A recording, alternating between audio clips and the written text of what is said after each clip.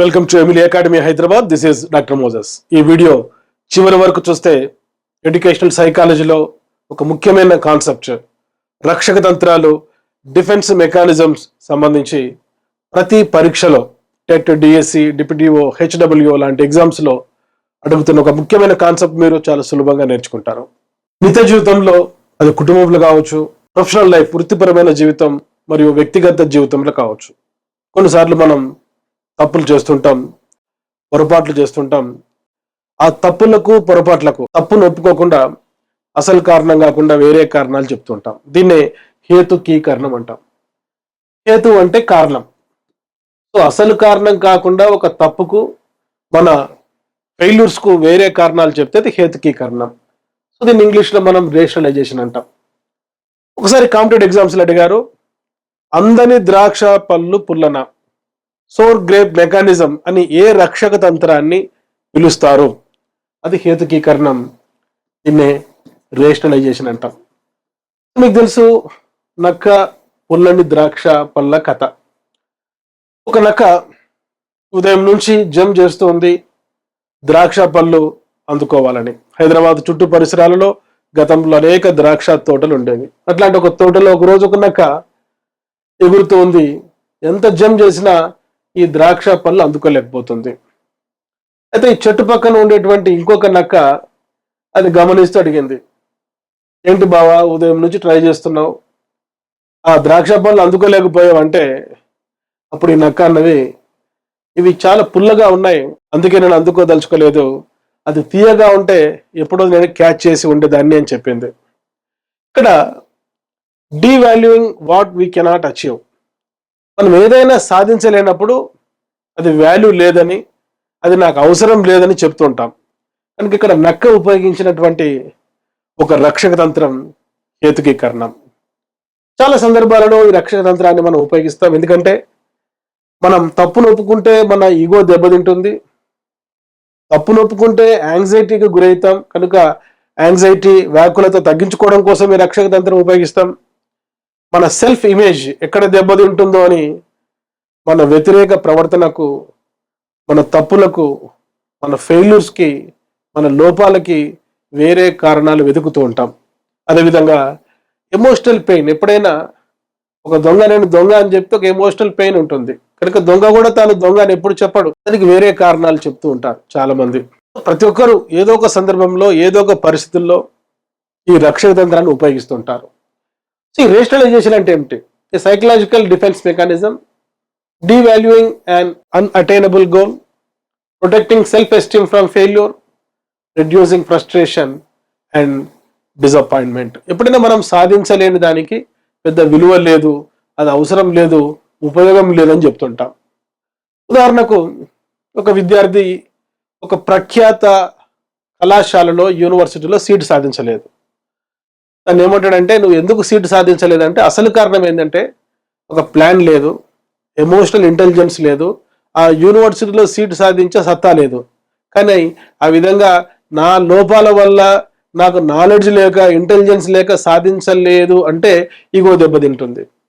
కనుక ఆ ఈగోను ప్రొటెక్ట్ చేసుకుంటే ఏమంటాడంటే, ఆ కాలేజీకి నాక్ సరైన గుర్తింపు ఇవ్వలేదు, అది ఓవర్ రేటెడ్ కాలేజీ అని చెప్పి తప్పును ఒప్పుకోకుండా తప్పించుకుంటారు. ఈ యొక్క హేతుకీకరణం, రేషనలైజేషన్ అనే రక్షక తంత్రాన్ని ఉపయోగించి. చాలా మంది టెట్లో మంచి మార్కులు సాధించలేదు, డిఎస్సిలో మంచి మార్కులు సాధించలేదు. ఎందుకు నువ్వు డిఎస్సిలో సక్సెస్ సాధించలేదు, ఎందుకు టెట్లో నువ్వు సక్సెస్ సాధించలేదంటే అసలు కారణం ఏంటంటే ప్రాపర్ ప్లాన్తో చదవలేదు, ప్రాపర్ గైడెన్స్ తీసుకోలేదు. ఆ విధంగా చెప్తే ఈగో దెబ్బతింటుంది, ఎమోషనల్ పెయిన్ ఉంటుంది, యాంగ్జైటీ కలుగుతుంది.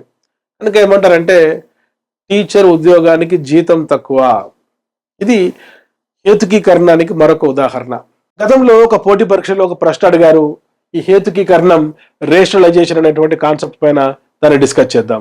ప్రమాదం జరిగిన తర్వాత తాగిన మత్తులో ఉన్న వ్యక్తి నేను ఒక పెగ్ మాత్రమే తాగాను అని చెప్పడం ఈ రక్షక తంత్రానికి ఉదాహరణ. A person in a drunken state after making N accident saying I only had one peg is an example for this defense mechanism. చాలా మంది మధ్య డ్రంకన్ డ్రైవ్ లో పట్టుబడుతున్నారు కాబట్టి తాగటం లేదు. గతంలో చాలా మంది ఈ మత్తు పదార్థాలు తీసుకొని డ్రైవ్ చేస్తుండేవారు. గతంలో తెలంగాణ టెట్లో ఈ ప్రశ్న అడిగారు. కనుక ఇక్కడ ఆన్సర్ ఏంటి? ప్రమాదం జరిగిన తర్వాత తాగిన మత్తులో ఉన్న వ్యక్తి నేను ఒక పెగ్గు మాత్రమే తాగాను అని చెప్పడం పరిహారం కాదు. పరిహారం అంటే ఒక రంగంలో రాణించలేని వ్యక్తి మరొక రంగంలో రాణించడం పరిహారం. కాంపన్సేషన్ అంటే ఒక రంగంలో రాణించలేని వ్యక్తి మరొక రంగంలో రాణించడం. ఫర్ ఎగ్జాంపుల్, ఒక వ్యక్తి క్రికెట్లో రాణించలేదు కానీ చెస్లో రాణించడం. ఒక వ్యక్తి టీచర్ జాబ్ సాధించాలనుకుంటాడు, టీచర్ జాబ్ సాధించలేని వ్యక్తి రాజకీయ రంగంలో రాణించడం పరిహారం. దమనం, మీకు చాలాసార్లు చెప్పాను, దమనం అంటే మన కాన్షియస్లో ఉండేటువంటి అంశాలను అన్కాన్షియస్ లేకి పంపించడం, చేతనంలో ఉండే అంశాలను అచేతనం లేకి పంపించి ఉపశమనం పొందడం. చాలా సందర్భాలలో మనకి ఇష్టం లేని విషయాలను, వ్యాకులత కలిగించేటువంటి విషయాలను, బాధ కలిగించేటువంటి సంఘటనలను, వ్యక్తులను, పరిస్థితులను బలవంతంగా మర్చిపోతాం. సో ఈ బలవంతంగా మర్చిపోవడాన్నే దమనం అంటాం. So repression is nothing but motivated forgetting. ఆ తర్వాత ఐడెంటిఫికేషన్, తాదాత్మీకరణం. చాలా సందర్భాలలో ముఖ్యంగా కౌమార దశలో ఉన్నవారు ఒక స్పోర్ట్స్ పర్సన్ కానీ ఒక ఫిల్మ్ యాక్టర్ కానీ వారు సక్సెస్ సాధించినప్పుడు ఆ సక్సెస్ తామే సాధించినట్లు భావిస్తూ ఉంటారు. దీన్ని ఐడెంటిఫికేషన్, తాదాత్మీకరణం అంటాం. చాలా సందర్భాలలో మనం పనిచేస్తున్న పాఠశాల సక్సెస్ సాధించినప్పుడు ఆ సక్సెస్లో మనం మమేకం అవుతుంటాం, ఆ సక్సెస్ మనదే అనేటువంటి భావన కలుగుతుంది. సో దీన్ని ఐడెంటిఫికేషన్ అంటాం. ఉదాహరణకు, ఒక తండ్రి తాను ఐఏఎస్ ఆఫీసర్ జాబ్ సాధించాలనుకుంటాడు కానీ ఆర్థిక పరిస్థితుల వల్ల ఆ జాబ్ సాధించలేదు. అయితే తన డాటర్ ఐఏఎస్ ఆఫీసర్ అయినప్పుడు ఎంతో ఆనందాన్ని పొందుతాడు, ఆ జాబ్ తానే సాధించినట్లు ఆనందపడతాడు. సో దీన్ని మనం ఐడెంటిఫికేషన్ అంటాం. కనుక ఈ మూడు, పరిహారం కానీ, దమనం కానీ, తాదాత్మీకరణం కానీ ఆన్సర్ కాదు. వీటిని ఎలిమినేట్ చేసుకుంటే మిగిలేది ఏంటంటే హేతుకీకరణం. ప్రశ్న చదవండి. ప్రమాదం జరిగిన తర్వాత తాగిన మత్తులో ఉన్న వ్యక్తి నేను ఒక పెగ్గు మాత్రమే తాగాను అని చెప్పడం ఈ రక్షక తంత్రానికి ఉదాహరణ.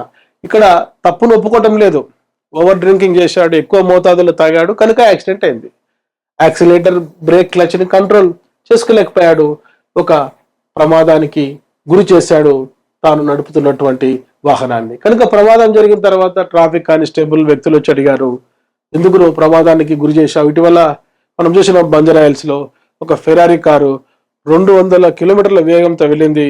సినిమా హీరో బాలకృష్ణ ఇంటి ఎదురుగా యాక్సిడెంట్ జరిగింది. వెంటనే ఆ వ్యక్తి తన తప్పును ఒప్పుకోలేదు, ఇక్కడ బ్రేక్ ఫెయిల్ అయిందని చెప్పాడు. కనుక ఈ సందర్భంలో మనం ఏం ఆన్సర్ తీసుకొచ్చు అంటే ఇక్కడ హేతుకీకరణం. అంటే వ్యక్తి తన లోపాలకు, తన తప్పులకు అసలు కారణం కాకుండా వేరే కారణం చెప్తున్నాడు కాబట్టి ఇక్కడ ఆన్సర్ రేషనలైజేషన్. డియర్ ఫ్రెండ్స్, మీరు ఒక 5 to 10 minutesలో సైకాలజీలో ఒక కాన్సెప్ట్ నేర్చుకున్నారు. అదేంటంటే రక్షక తంత్రాలలో ఒకటైనటువంటి హేతుకీకరణం, రేషనలైజేషన్. ఇటువంటి కాన్సెప్ట్స్, సూత్రాలు, జనరలైజేషన్స్, ఫ్యాక్ట్స్ ఎడ్యుకేషన్ సైకాలజీలో దాదాపుగా ఒక 1000 ఉంటాయి. ఈ 1000 కాన్సెప్ట్స్ను మీరు బట్టి పద్ధతిలో కాకుండా ఈ విధంగా ఉదాహరణ పూర్వకంగా నేర్చుకుంటే సైకాలజీలో మంచి మార్కులు సాధిస్తారు. రాబోయే రోజుల్లో టీచర్ జాబ్, డివైఓ, హెచ్డబ్ల్యూఓ జాబ్ సాధిస్తారు. ఎడ్యుకేషన్కు సంబంధించిన ఏ పోటీ పరీక్షలైనా కూడా మీరు విజయం సాధిస్తారు. ఇంతవరకు మీరు డాక్టర్ మోజెస్ ఎమిలీ అకాడమీ అనే యూట్యూబ్ ఛానల్ను మీరు సబ్స్క్రైబ్ చేసుకోకుంటే వెంటనే డాక్టర్ మోజెస్ ఎమిలీ అకాడమీ మా యూట్యూబ్ ఛానల్ను మీరు సబ్స్క్రైబ్ చేసుకోండి. ఈ వీడియో లైక్ చేయండి, మీ విలువైన కామెంట్ తెలియజేయండి. అదేవిధంగా డాక్టర్ మోజెస్ ఎమిలీ అకాడమీ అనే మా ఫేస్బుక్ పేజ్ని, ఇన్స్టాగ్రామ్ను ఫాలో కండి.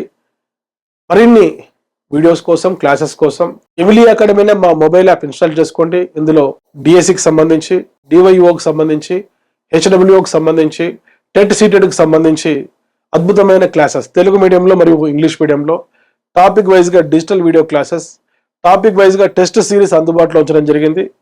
వీటిని ఉపయోగించుకొని క్లాసెస్ వింటూ నోట్స్ రాసుకొని టెస్టులు ప్రాక్టీస్ చేస్తే ఇటువంటి క్లాసెస్ ఈ యొక్క యాప్లో ఉంటాయి. కాబట్టి ఒక్కరోజు బిఎడ్ కాలేజీకి పోకపోయినా మీరు ఈ education psychology, perspective education, pedagogy పైన ఏమాత్రం ప్రాథమిక అవగాహన లేకపోయినా అద్భుతంగా మంచి నాలెడ్జ్ సాధిస్తారు. ఆ నాలెడ్జ్తో రాబోయే పోటీ పరీక్షల్లో విజయం సాధిస్తారు. సో మీరు విజయం సాధించాలని, టీచర్ జాబ్ సాధించాలని, డివైఓ, హెచ్డబ్ల్యూఓ లాంటి జాబ్ సాధించాలని, ఎడ్యుకేషన్ రంగంలో రాణించాలని కోరుకుంటూ మీ doctor Moses Emily Academy, Hyderabad.